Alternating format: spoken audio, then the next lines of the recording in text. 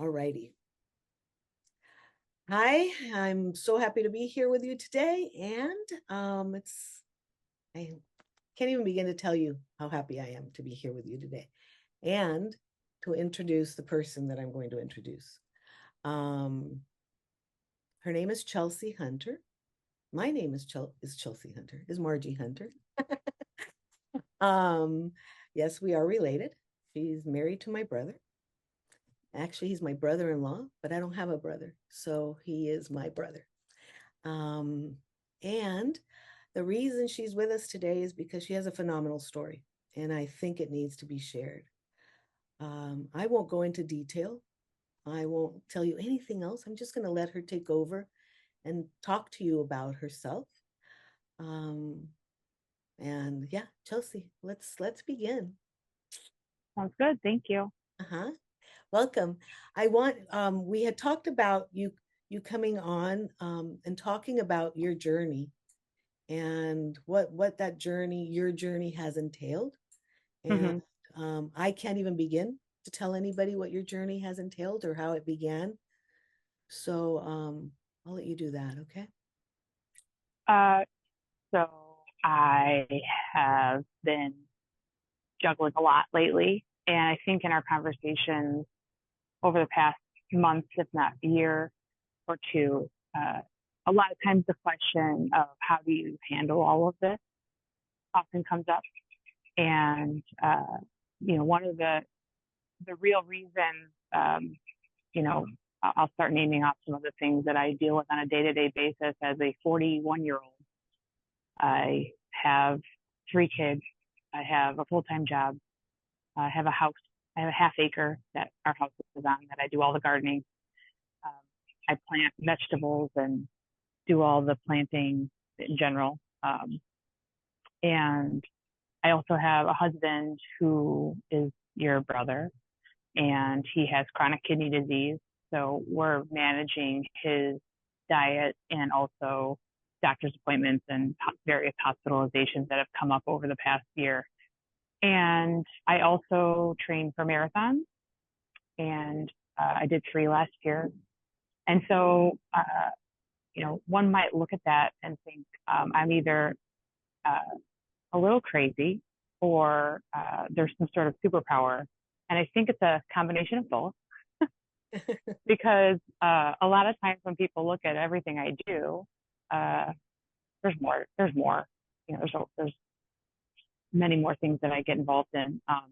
But a lot of times it's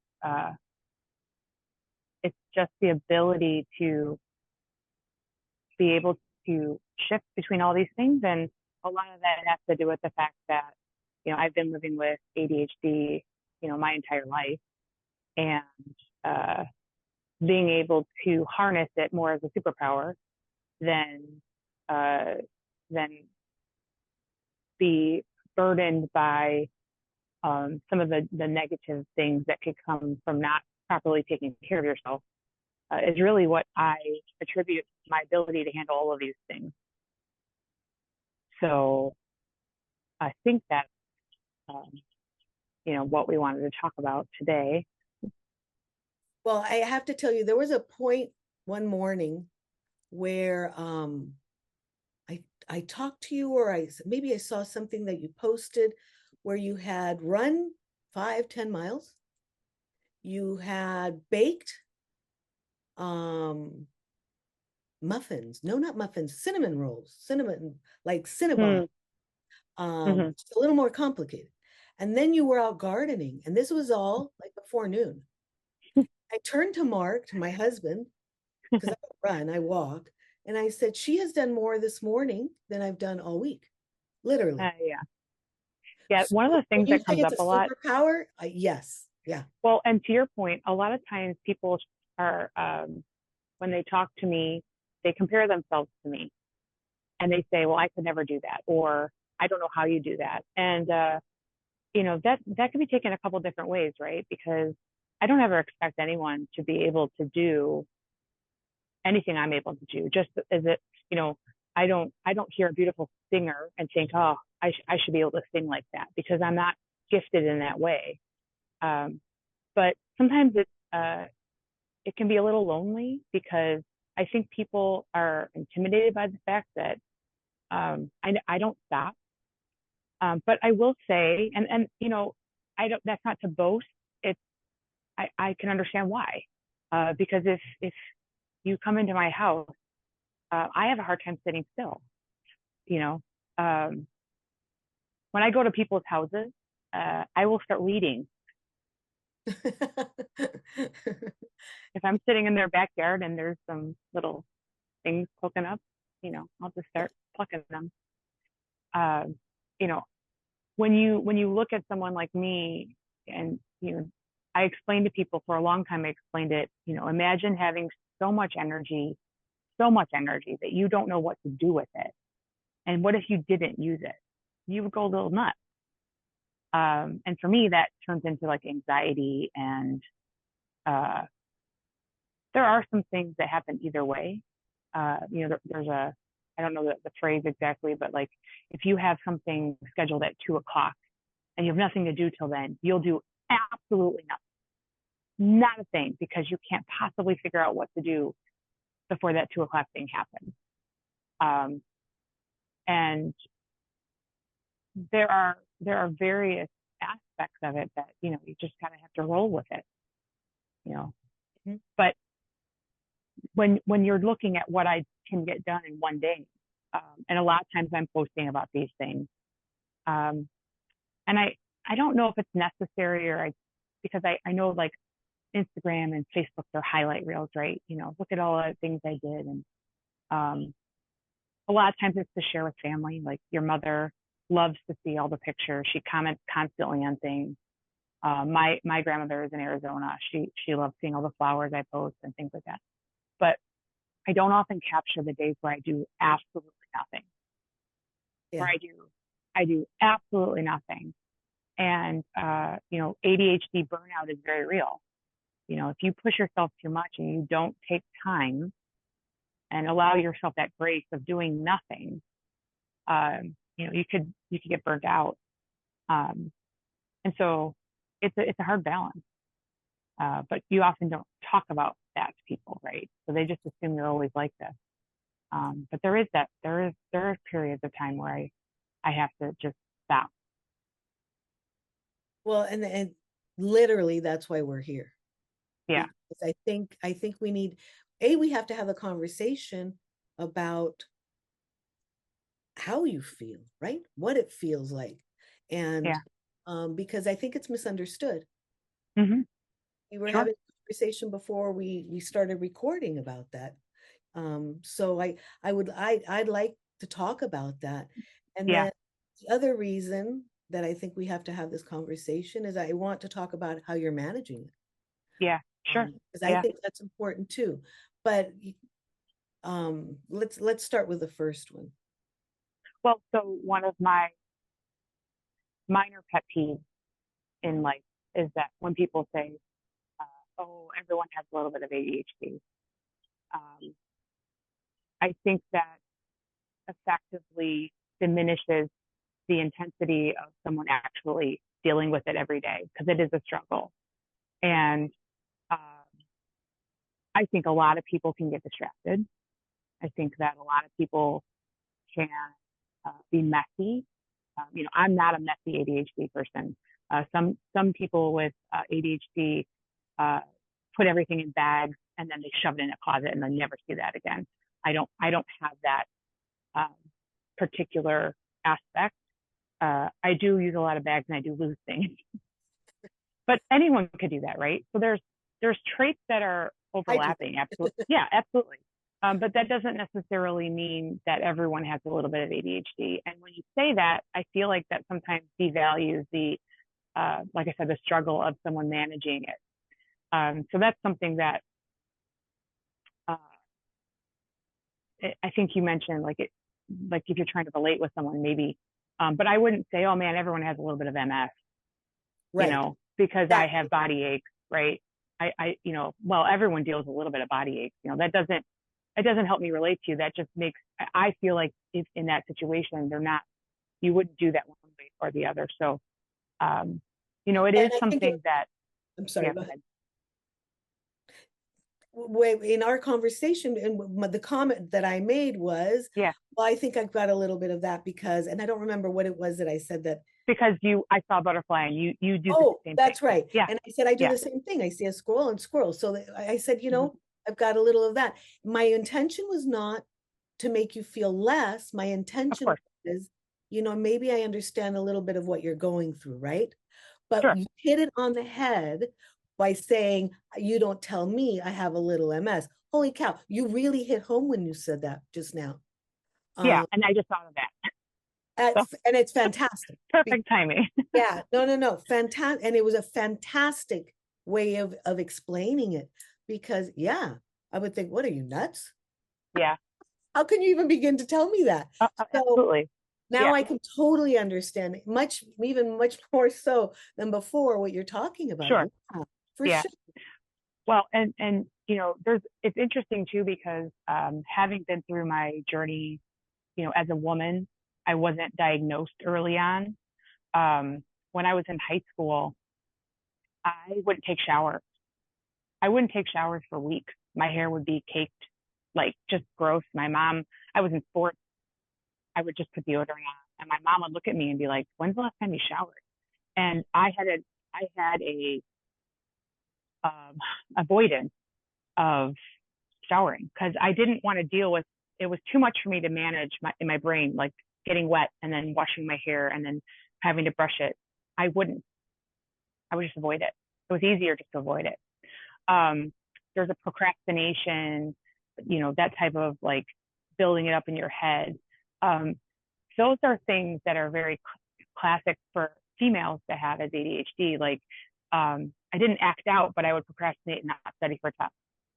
I was in honors courses and I tested out of a lot of different types of classes and into vocabulary lessons and things like that because I was able to recall all these facts and words and meanings, but I never got any college credits because I never studied for anything because I was procrastinating to the point where I was, you know, unhealthily putting myself in a corner and not able to manage it. I also lied a lot. I was constantly telling my friends secrets. It drove my friends away from me. And I never knew that's because I literally had no control because I was so impulsive with these types of things. And So the was reason I lying more of like making up stories or no, it was twofold. I would lie. Someone would ask me, "Did you do this?" No, I did. Yes, I did. I did it. okay, got it. It's done. Okay. So I would lie all the time, impulsively, like white lies, whatever. But also I would tell people secrets. Like my friend had a mom who had schizophrenia. That's not something you want to tell people. And she lived down the street from me, and I would go to her house, and I told people that. I didn't mean to. Right.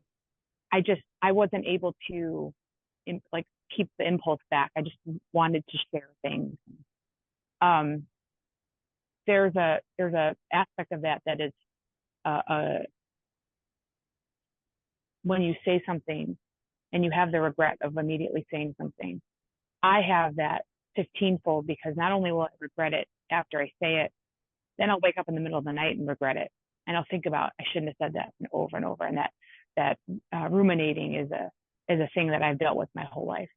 So what's interesting to me is that young boys, when they have ADHD, they're often diagnosed earlier. And the reason I know that even more so is because my son has it. He's 8. He's on ADHD medication, and he absolutely needs it, Margie. I was very strongly against it for a long time, but I saw he was struggling, and the medication has changed him night and day. Well, Um, I am an advocate when it's necessary, it's necessary. I don't care what you say. absolutely. It's Well, and the reason I bring him up is I have my daughter Kendall and I have my son Wyatt, and my son Wyatt acts out. He swears, he pinches people. If he sees someone in line and they cut, he goes and punches them because he can't. He cannot control himself from seeing a wrong. He has to right it, even though it has nothing to do with him. So all of these things are classic signs of these various aspects. And he might have some other things going on that we're evaluating him for. But Then I have my daughter. She's quiet, argues with teachers, uh, very has a gift of gab, has always been able to articulate and speak with adults just great. So you look at her and you think there is, she has me and she has Doug, right? Now I think Wyatt got more Doug than more than Doug than Kendall and other than all the sarcasm. They have all the sarcasm, so much sarcasm. Doug and me are like sarcastic bombs that had babies, and now the sarcasm is oozing everywhere. But Kendall didn't act out, but now she's struggling with impulsivity with her speech, and I see what she's going through because she gets in trouble at school for talking too much or for throwing things impulsively because she has an impulse issue that's only coming out as an issue later in life. Whereas, acting out and being this, having a very real, more acute issue that Wyatt has drawn attention to him having this, but both of them have it, is my point. It's just a very different approach. So I know as a child, no one thought I had ADHD. They just thought, she didn't do her homework. She didn't do her homework again. Oh, she's, why is she not showering?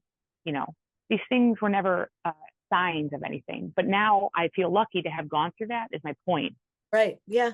And I'm able to see in my own children and give them that grace and help them through it. Yeah. In a way that I was never. Were you a teenager when this, so I'm sorry, did it get worse as a teenager? And the reason I'm asking is because at home, most mothers, when little girls are acting out they're starting to be teenagers, oh, she's just being a teenager. They chalk it up. She's just being a teenager. That's all it was. Yeah. When I went through, yeah. Go ahead. When I went through like puberty and was like so emotional, it was extra. It was extra, But other than that, it was fairly normal, right? So my parents aren't going to see the symptom of, telling my friends secrets and adding that up to anything. But I lost a lot of friends that way. And I also, there's just so many little aspects of things. Like, I've binge watched things before that was a thing. I would watch, and when I say that, binge watching, I would watch the same movie over and over, like 15 times. I had a VCR, I would watch the same thing over and over. Then I had a DVD and I would watch the same thing over and over. I always had something playing in the background, always. And I think that has to do, and they've done research on this, you've probably seen it with binge watching, that it gives you like a serotonin because it's comfortable. Right. Because you know the ending, you know how it's going to be, and you can repeat it, and it's that comfort feeling. It's like a warm blanket for your brain, right? And so I've been doing that my entire life. Ever since I had my own device, right? And that was right around, for me, right around when I was in high school. As soon as I was able to rewatch things, I was rewatching things over and over and over and over again. Same thing people do now. It's just binge watching whole seasons, series, right? Instead of a movie. So just to get myself through things, I sort of found these like methods of dealing with stuff. I went to therapy when I started seeing a therapist when I was pregnant with my daughter. Well, no, before I was pregnant with my daughter. I was on ADHD medication for a while. They put me on Ritalin, and it made me drop a lot of weight. I never exercised or did really any sort of activity consistently when I was through college, right around when I met Doug, my husband, your brother. And I never was ever really on medication until I was. And then all of a sudden I was on a lot of medication. Then I was like, I'm bipolar. I have depression. I have to get high. I was like this. And then I have to get help with the highs and the lows. And I had medications for everything. So all of a sudden, through college, now you have college psychologists that are available to you. Now people are just throwing pills at me. So I had a pill to go to sleep. I had a pill for anxiety. I had, pills I took every day. to keep me regular. And I don't know if any of it helped me. I couldn't tell you if I felt like good. I know that I had a lot of really dark moments, and I saw people and said words like suicidal thoughts and things like that because I would get myself into trouble with impulsivity, and then you know, like withdraw from a class and find out that it turned into an F, because I withdrew after, you can withdraw. And I moved to Arizona for a year, didn't research my minor or my major, and they don't have it. So I get there and I had to start over in all these different ways. And so there's a series of like decisions I made that, you could not come back from that, right? Right. And I did come back literally from Arizona back here, lived in my parents' house, commuted out to my college. Actually, I take that back. That F turned into a big issue, and I had to go to community college for a year, where I took a bunch of art classes, art history, and that's sort of when I started to get my life together. It was like all of a sudden, like I have to get this done if I want to get my degree, and for some reason I did it. I had help with, my parents being here for me when I needed it, and I was able to live with them.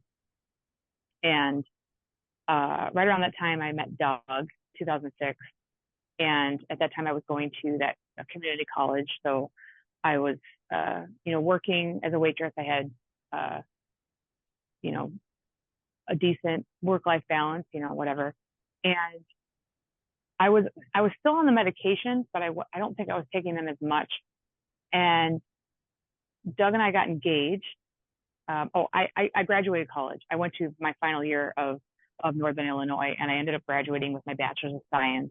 I say it's a BS in BS because it's a bachelor's of science in communication, and the classes I took were just like PR fluff, how to write a commercial, just things that I don't use in my day-to-day life, but that's okay. So I have my bachelor's of science, and I graduated in December of 2007. And then the next May, Doug asked me to marry him. And as Doug's dad had some health issues, and so there was some tumultuous, like a lot of travel and a lot of. He ended up passing, as you know, and I really didn't have my life together at that point, but I had a degree, so I don't know what I'm doing.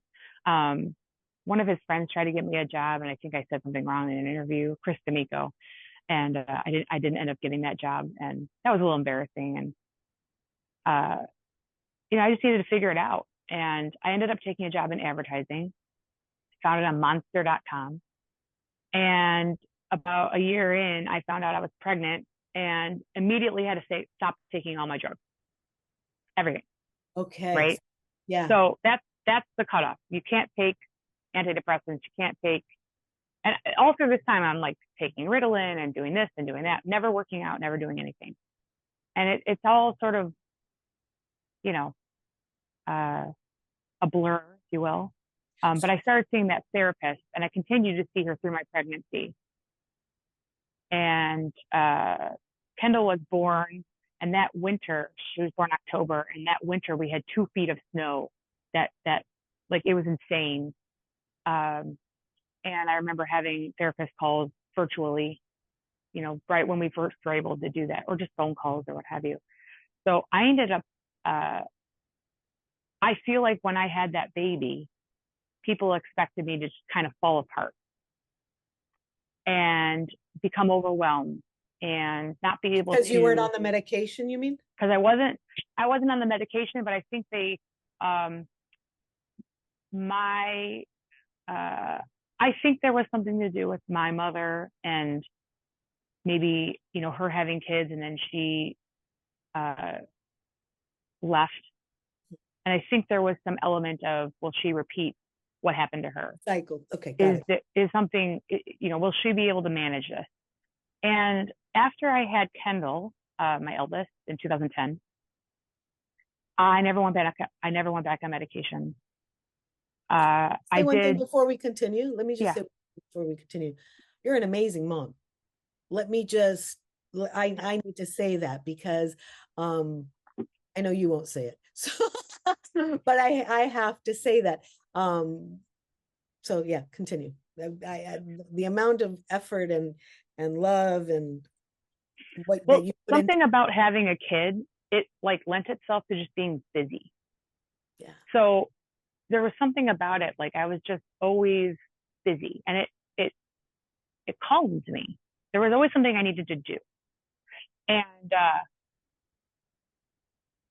you know, for whatever reason, like Doug wasn't around. He had to leave, and I think he was in New York the first 6 weeks of her being born, and we ended up flying out there. I flew out there with her 5 weeks old and spending a week with him. But throughout my children, Doug has never been around after the babies were born because he always had some traveling project that happened to line up when, and it's neither here nor there. But something about having kids for me personally, it was like it gave me something to do in such a way that um, it allowed me to see that all the plates I'm spinning, I could see them all. Maybe one's slower and I have to get to that one, and this one's fast. I don't have to get to that one right now. But it allowed me then to just sort of um, calmly get to things. And I ended up, again, my memory is not amazing, but I ended up not, I stayed with my therapist. I saw her once a month or once every other month or something like that. We touched base. I ended up having another child, and that's when I started running. So one of the things I've always struggled with in terms of motivation, because I've done this over the years, was capturing the data and documenting runs is often a motivator to continue running or to continue activity. So like I would put it in a notebook and then I'd lose it. Or I'd start one notebook and then I wouldn't do it for 3 weeks. And then that notebook would just sit there. Well, like now I've used it a little bit and I don't know, I just don't want to use a notebook again. Right. So something that came out when apps started coming out to track your running and also give you that hold you accountable to goals. Uh-huh. That is what helped me start running. So Map My Run, I think it was eventually bought by Under Armour. That was what started helping me run. And that started happening right before Everett was born. And then after Everett was born, he was born August, that December, I announced that I wanted to run my first half marathon the following year. And Doug was furious with me. Again, I have someone in my life who went too far with things and hurt themselves because they went all in, right? If you run every single day and you never do self-care and you never stretch and you don't change your shoes, you could hurt yourself very badly.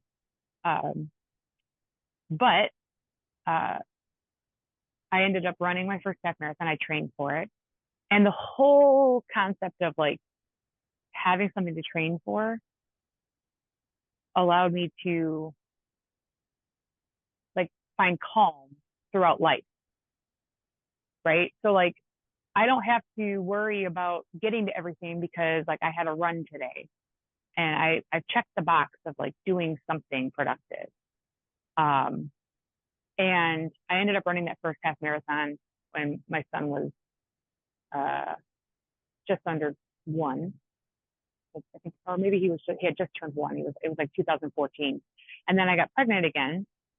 And this time when I got pregnant, I did something I never did before. I kept running up until 7 months. I swam twice a week at the park district until I had the baby. So just big old belly. Those swimmers with like the crazy huge bathing suits. I had like just really old speedos, and I continued to swim up until I gave birth. And then after he was born, I started walking. Right, within reason. Right, I have an abdominal surgery. I've had 3 C-sections, but I started walking right away. And that gave me that consistency of, I'm able to do this. And um, it allowed me to kind of clear my head give me some, health benefits, obviously, but also just give me something to do that all was within my own control. Mhm. And it's been the most consistent thing I've been doing my whole life ever, you know, otherwise, other than being married to your brother. I did it. 11 years. So I've been running less because I didn't start running until 2013. So, well, I guess anyway. But I've had injuries. Right after COVID, I rolled my ankle so bad I couldn't. So I swam. I just got in the pool. That year I turned 40 and I did 40 100-meter repeats because I couldn't run. So Wow. all throughout that time, you know, the physical activity was never a part of my life. And then when it became a part of my life, I was able to manage things better, just Let me a- personally.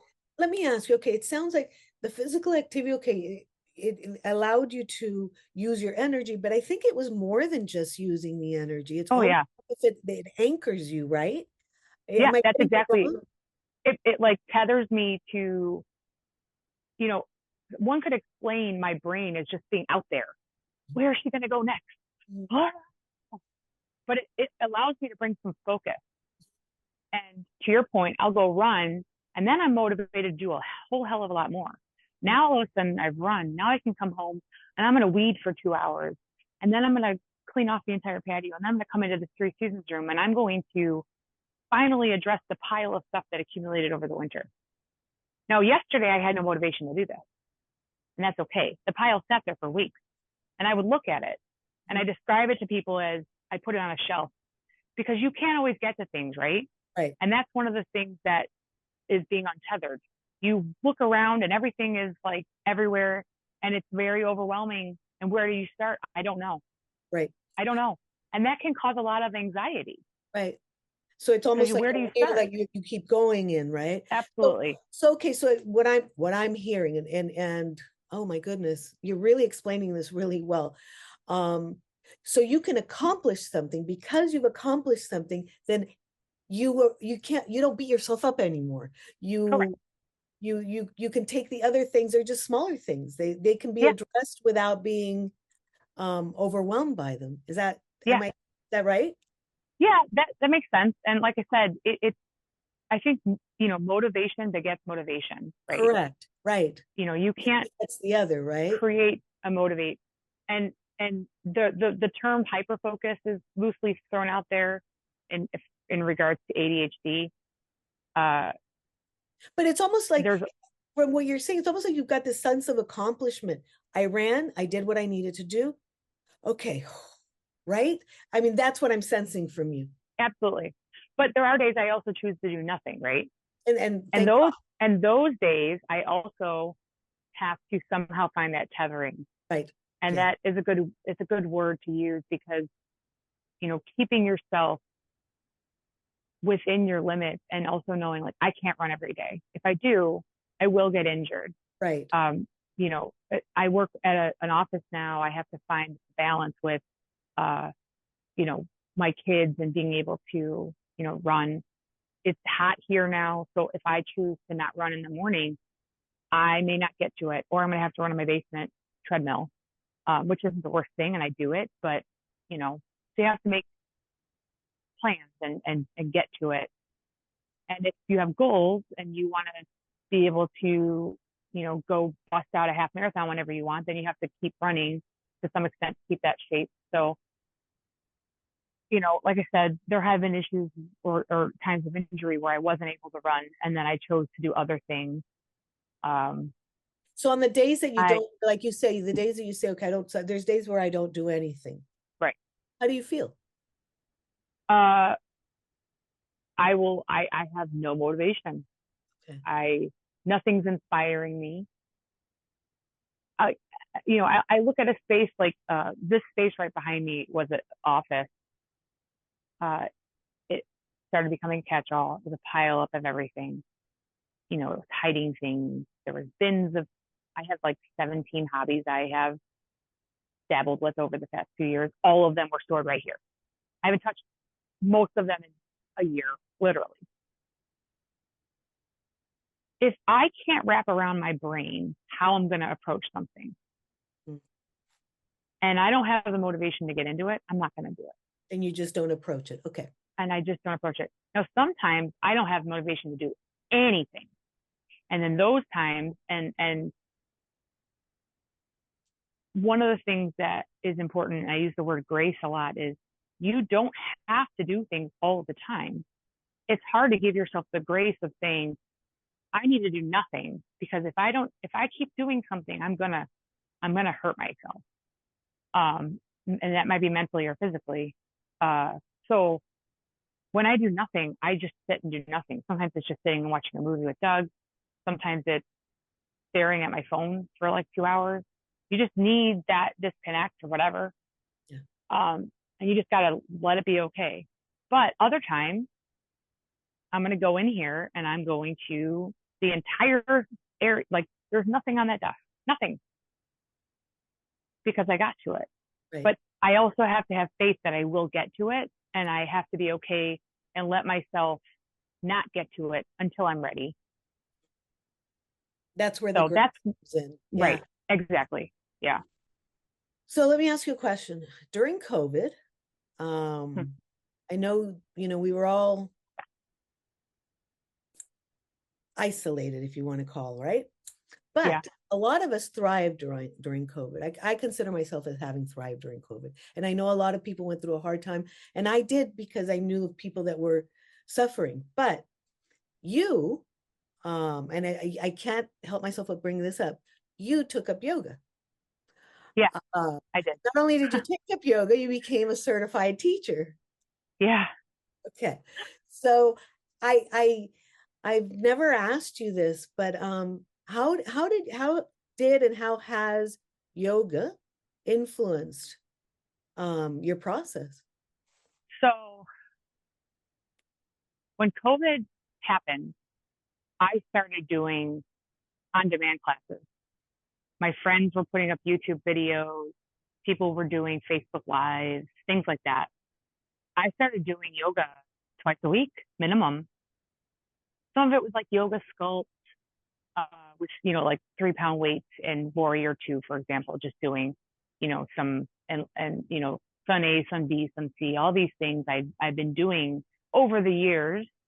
And I am not a coordinated person, Margie. When you run, you go forward and that's it. There's no transverse movements. There's no, mirroring someone. I struggle with those things. I'm not a kickboxer. I'm not a stepped person, like as far as group fit is concerned. But yoga, there was a sense of balance, because you're creating balance where your body is in balance, right? And you're able to move slowly within these figures that are familiar shapes, and just find your breath. And I always just was so intimidated by yoga teachers and thought, oh, this is, how would I ever do this? So through COVID, a lot of the Yoga Alliance allowed for virtual Right. classes. Right. And there was a gentleman by the name of Carson Kelsey. He's a allo teacher. He does all sorts of those types of organizations and whatnot. But he started his own yoga uh, teacher training, and it was like, to get into it, was like $100 for 200 hours. And I started doing it. It was November when I decided to do it, of 2020. So it was after a lot of the huddles had kind of passed, but like they shut down our group fit for the winter. They weren't allowing us to teach. You can go to the gym, but we couldn't do group fit because in Illinois it was goofy, whatever. So I wasn't allowed to teach, and I'm like, $100, I'm in. I worked from home. I did yoga every day for 3 months, every single day. I could hold Pincha Mayurasana for like, I don't know, 30 seconds. I could do a handstand for a minute and a half. I was just completely into it. And learned how to put together loosely based on Ashtanga, but it was rocket yoga. Larry Schultz basically took it, and because it gets you there faster, that's his whole term. So uh, it was, very slow. There was a gentleman by the name of David Robeson who has a drum beat that with that drum beat, your son A and your son B together should be no more or no less than 3 minutes and 12 seconds. So a son A, son B together is 3 minutes and 12 seconds. And you had to Both sides video of, yourself. so both sides of the Surya Namaskar you're talking about when you say Yes, it. Okay. correct. So with with the with the classes I took, there was history. I enjoyed that. The history of Ashtanga, the history of yoga, cultural appropriation, all these interesting things. And then being able to put together classes. And I really, really enjoyed it. I was teaching at my own little class. I created a school called Run Miles, Do Yoga, and I nicknamed it Remedy because it's like the remedy to runners. People who feel like they're intimidated by yoga. One of my friends who's a yoga teacher described inflexible people to me. And she says, imagine putting on your tightest pair of jeans and then doing any pose. And that is what people feel like they're not able. Yes. So I always learned with as much of that in mind, just making it accessible. And runners are some of the worst offenders of not doing any sort of, they couldn't touch their toes, Especially men. Yeah. Absolutely. And just being able to, use blocks when you needed them, try to do something, anything is better than nothing. So I was really excited about it. My husband's illness was diagnosed right after I got through my second winter or my first, one of the, first, I did that for 2 years total. And once his illness it kind of took over my life balance from that perspective.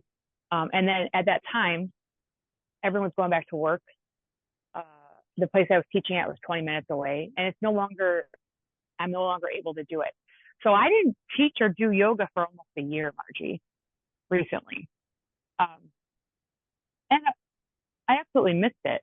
But I also can now say I experienced coming from a place of such strength, such flexibility, such progress to it's all gone. I can't sit in, I was never very good at lotus or anything like that because my hips were always so tight, but I can barely sit with my legs crossed. Yeah. And I was doing yoga every single day, and I was able to do all of these things, and now I can barely do them. And that's intimidating. So I'm trying to find my way back to it.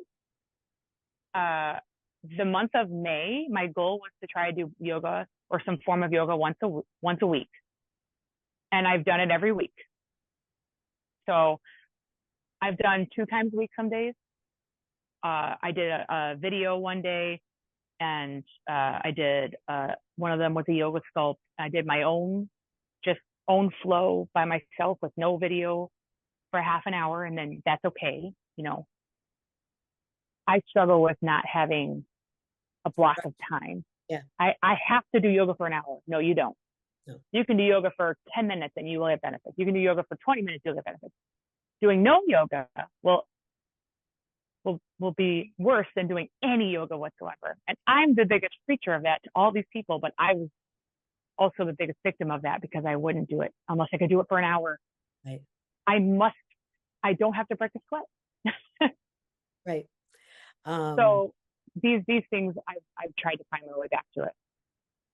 And let me ask you, did you see, I mean, and this is pure personal curiosity, because did you see when you were practicing, and again, I know you say that you were, it was goal driven really, because it's about getting into the postures, getting as long, getting the better, but right. But nonetheless, when you settled into a posture, did you feel a difference? Did you feel anything different? Meaning those energy levels, could you feel them shifting? Could you feel them settling? I'm just Well, Um, and to your point, one of the things that I struggle with, right, is sitting still.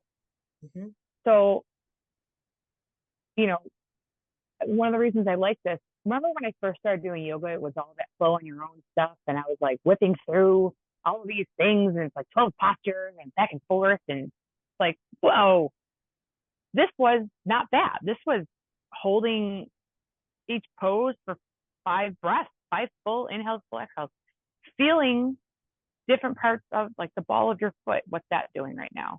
What's your toe doing? How is your, where are you grounding? How is your balance? Like, what is creating your balance? All of these things suddenly gave me the ability to find a meaning and busyness in stillness, if that makes sense. yeah, absolutely. Yeah, that's why I'm asking because Yeah. yeah, Yeah. um, So I definitely resonated with that. And, you know, I feel like sometimes yoga fell away from me because of my own expectations of what I should be able to do. I should be able to do yoga every day. I couldn't. right, Well, then I just didn't do it at all. Just stopped. right. And that's why, okay, I don't feel motivated to do it. I'm not going to do it. But it looms over me like you were doing it. It was so good. It was, so I'm trying, like I said, trying to find my way back to it, uh, to stay healthy. Um, as you know, I'm planning on donating a kidney for Doug later this year, and I'm not going to be able to run for a while. Right. And I'm not going to be able to do things. So I want to be the fittest version of myself when I go into this. And what's interesting is that it's going to be a similar surgery to my C-sections. And you go through a litany of tests, both blood tests, CT scans, checking the health of your kidneys. And also they have a psychologist talk to you. And they all want to make sure that, I'm not going to go off the rails after I do this. And I said, I have 3 babies, 3 C-sections, never had any complications with my surgery scars afterwards. Uh, I'm an avid runner, but I also recognize that I couldn't run right away. I can handle this. And I'm not going to have a baby after this surgery. Right. Yeah. And Yeah. it's a big difference, right? But it's a voluntary surgery, right? Most of the time, and I've never had any sort of plastic surgery or any sort of adjustment that I've chosen. I've had 3 children. That's I had wrist surgery at one point, and I had a cyst surgery, but those are emergent, right? Those are things that had to get done. It wasn't my choice. So I'm choosing then to go into it being as mentally strong, but also physically strong because I know I could come back, and that's how I'm approaching it. So that's one of the reasons why I'm trying to get into these things so that I can give myself that strength and set myself up for success when I come back. Yeah. Well, oh my gosh. I really have enjoyed this conversation. Yeah, it's a lot. It is a lot. But I think it's, Chelsea, it's so valuable because we know so little and we assume so much. Oh, sure. And so, yeah, no, it's, thank you. Thank you Yeah, for thank you having, for thinking of me. well, I think what you're doing is huge. And I think a lot of people need to understand this. And again, I think parents who, if you're listening, listen to what she's saying or what it's goodness. There's a lot that can be done if you understand, right? Hmm. Especially for little girls, right? Yeah, Because I absolutely. think the boys that they do diagnose a lot earlier and they do, but even there, I think there's a lot of misunderstanding from Yeah, the, and so I think what the way you've explained it, the way you've talked about it, gave it some clarity that we never could relate to because we're not in your shoes. sure. But it did give it a lot more clarity. I know for me, and I'm sure for anybody that watches this, um, in order to be able to offer help, because you know, how can I help you, right? And that's the Yeah, bottom line when you have children. I mean, yeah. what can I do? And only they can do it, but they can't do it alone if they don't understand it. Yeah. And so, and you've done it alone. I mean, it's, I have to tell you, I'm amazed. I really honest. Um, that's, yeah, Well, I like I said, it's hard to put into words, how you manage everything until you really go through everything. And unfortunately for me, there's so many things happening in my life all at once. yeah, A lot of times people can't get the whole story. So it is nice to take some time and truly explain, how I came here. And, you know, my experience is unique. I don't expect everyone to be able to manage their life in the way that I do. But I will say that there's opportunity for growth in wherever you are. And even, you know, you can fall away from something and come back to it when you're ready. You don't have to uphold every, you know, we have so many things in our lives that are expected.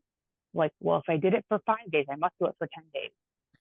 And, we have trackers that tell us you have to do your steps every day. We have people on run streaks, and everyone's experience is unique. And so for me, I have to remind myself that I don't need to do what anyone else is doing. I'm just going to keep doing what makes sense for me. And it's sometimes very isolating, right? And so being able to explain to people and hopefully give some insight so that there's a kindness when you're trying to approach other people, that would be my hope, because you never know what people are dealing with. You don't know anyone else's battles, for that's sure. what's bearing across, and it's Absolutely. showing. Yeah. Yeah. Um, all right. Well, I am. What I mean, what do you want to leave us with? What do you want to leave me with? Let me just, before we continue, let me, when it comes to yoga, whether you come back to it or not, there's no there's no judgment, okay?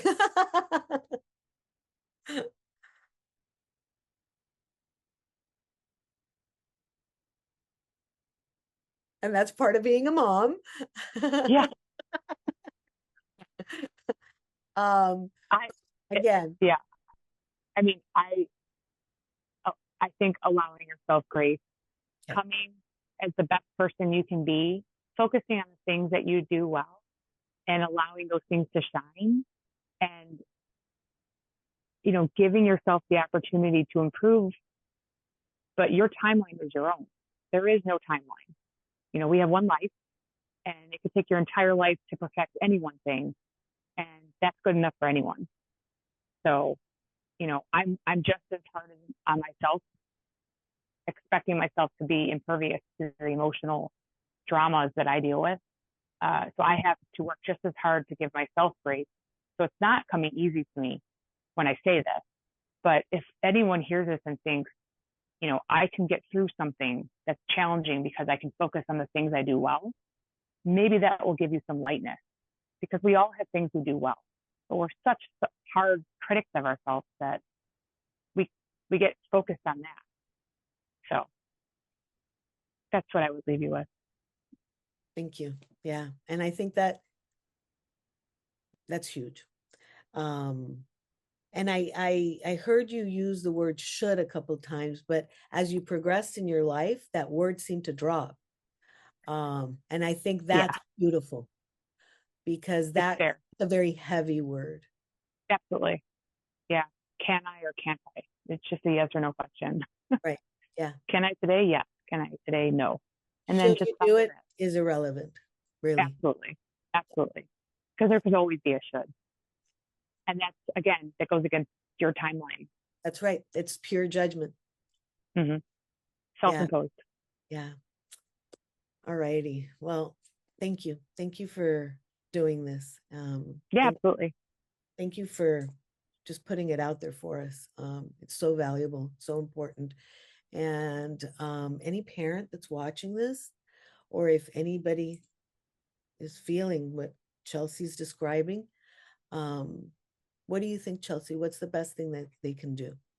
I would talk to someone. You know, if you have kids, get them psychologically uh, reviewed, or not reviewed. Have them get tested.